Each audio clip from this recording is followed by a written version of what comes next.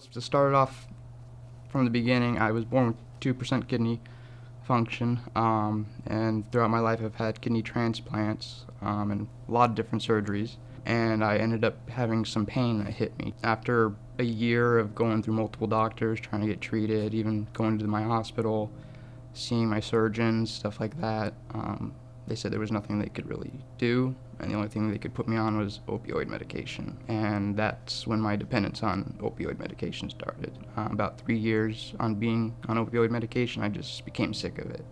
It wasn't doing what it was supposed to. It was making me more depressed, if anything. On top of it, the year before my dad had passed away, so there was a lot of, strenuous activities going on, both in the head and physically. I tried, antidepressants, SSRIs, benzodiazepines, you name it, anything for anxiety and depression. They've tried it for me, but I've always resistant against it. I'd always have extreme anxiety still. My dad had died in 2018, November, so I kind of just went to a dark place for the next 3 years, I would say.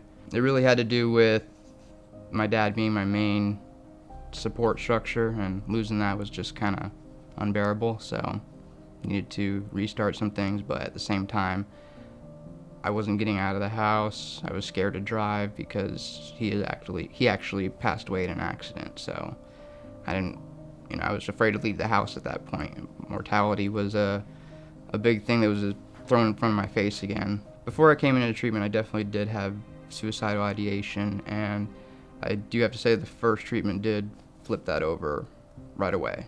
I mean, that was the surprising part for me, the big realization that, wow, there actually is something here. I was actually very appreciative of Charles, because he let me come in before even going through any type of treatment. He allowed me to see the facility, see how everything's set up, see the comfortable environment, and that's what sold me.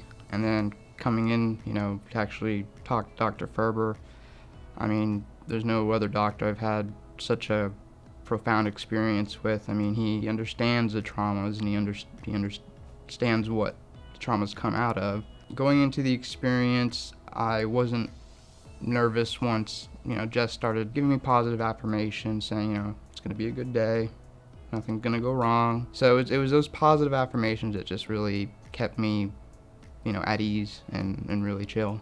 It was dropping all ego, all problems, and kind of putting myself in this bubble outside of myself where I could view myself in third party.